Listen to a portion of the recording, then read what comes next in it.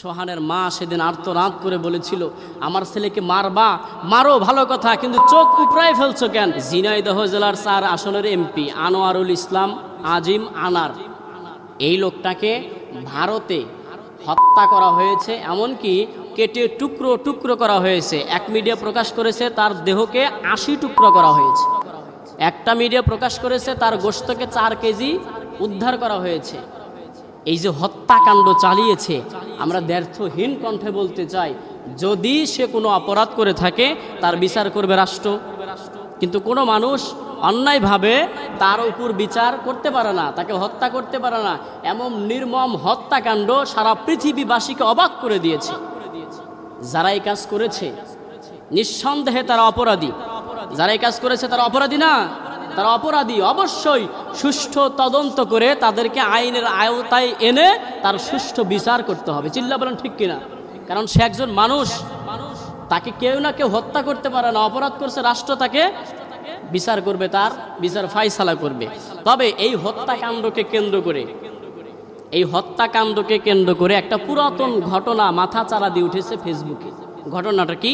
2016 সালে শিবির করার অপরাধে একজন ছেলেকে, কলেজ পড়ুয়া একজন ছাত্রকে গাড়ির ভেতর থেকে সাদা পোশাকধারী কিছু লোক গুম করে ফেলে। এই ঘটনায় ওই পরিবারের লোকজন, গ্রামবাসী এমপি সাহেবের কাছে যান, এই আনার সাহেবের কাছে যান, যে একটা ছেলেকে এরকম খুঁজে পাওয়া যাচ্ছে না, গাড়ির ভেতর থেকে গুম করা হয়েছে, আপনি একটু বিষয়টা দেখেন। হ্যাঁ, এর আগে থেকেই তাদের সাথে এদের বিরোধ ছিল, দলীয় কারণে বিরোধ ছিল। এরপরে তারা বলছিল, গ্রামবাসী বলছিল, তাদের মা বাবা বলছিল যে দেখেন ছেলেটাকে খুঁজে বের করে দেন, এরপর থেকে আপনাদের দল করবে। তখন এমপি সাহেব বলেছিল, আমাদের দলের লোকের অভাব হয়েছে নাকি? কোনো কিচ্ছু করলো না, কোনো সান্ত্বনা নাই, কোনো কথা বললো না। সে বলল কি, আমাদের দলের লোকের অভাব হয়েছে, দলে তাড়িয়ে দিল। এরপর কিছুদিন পরে ওই ছেলের লাশ পাওয়া গেল রাস্তায়, গুলিবিদ্ধ অবস্থায় লাশ পাওয়া গেল। তার বাম চোখ উঠানো হয়েছে, উপড়িয়ে ফেলা হয়েছে। তার মা, এই সোহানের মা, ছেলেটার নাম ছিল সোহান, সোহানের মা সেদিন আর্তনাদ করে বলেছিল, আমার ছেলেকে মারবা, মারো ভালো কথা, কিন্তু চোখ উপড়ায় ফেলছো কেন? ওই দিন আর্তনাদ করে বলেছিল, আল্লাহ রাব্বুল আলামিন যেই ব্যক্তির কারণে আমার সন্তানের চোখ উপড়িয়ে ফেলা হয়েছে, তার দেহ, তার লাশ যেন তুমি টুকরা টুকরা করে ফেলো, বলেছিল 2016 সালে। আর এই এমপি সাহেব মারা গেল 2024 সালে। এখন বিষয়টি বর্তমানে খুব ভাইরাল হয়েছে ফেসবুকে, আপনারা দেখে নেবেন। ফেসবুকে ভাইরাল হয়েছে যে এমপি আনারের নির্দেশেই ছেলেটাকে গুম করা হয়েছে, তার নির্দেশেই হত্যা করা হয়েছে। ঘটনা কতটুকু সত্য আমি জানি না, ফেসবুকের ঘটনা এটা, আপনারা দেখে নেবেন। তবে তার ব্যাপারে এ কথাটাই উঠে এসেছে যে তার নির্দেশনায় এই কাজ করা হয়েছে। দেখেন, একজন শহীদের মা, যদি ঘটনা সত্যি হয়, একজন শহীদের মায়ের সেই 2016 সালের আর্তনাদ 2024 সালে এসে কবুল করেছেন কে? এইজন অত্যাচারিত ব্যক্তি যদি আল্লাহ রাব্বুল আলামিনের কাছে বদদোয়া করে, আল্লাহ রাব্বুল আলামিন আজ হোক কাল হোক কবুল করবেন ইনশাআল্লাহ। রব্বুল আলামিন ধরেন, কিন্তু ধীর গতিতে, কিন্তু ধরলে আর ছাড়া হয় না। সেদিন সোহানের মা আর্তনাদ করেছিল ছেলের লাশ দেখে। আজকে এমপি সাহেবের পরিবার কান্না করছে, আর্তনাদ করছে। তার মেয়ে মিডিয়ার সামনে এসে বলছেন, পুরো লাশের দরকার নাই, এক টুকরো গোশত চাই, যা শুয়ে আমি জানাজা করতে চাই।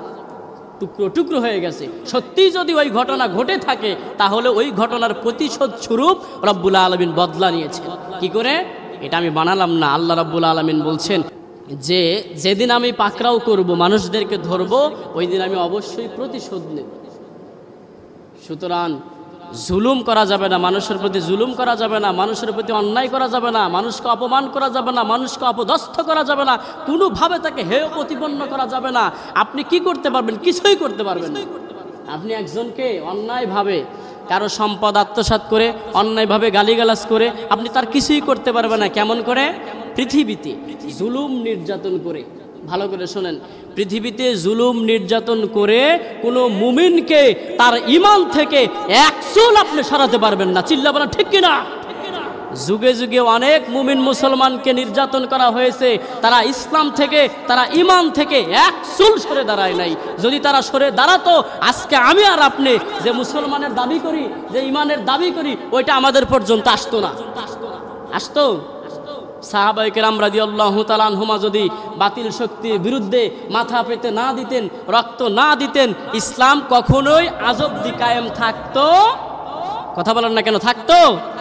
প্রয়োজন ইসলামের জন্য জীবন দিতে হবে। আপনি জীবন দিলে কি হবে? আপনার সন্তানের, আপনার নাতিপুতিরা, পরবর্তী প্রজন্ম ইসলাম পাবে। আর আজকে যদি আপনি ইসলামের জন্য জীবন না দেন, ইসলাম আপনার পর্যন্তই থেকে যাবে।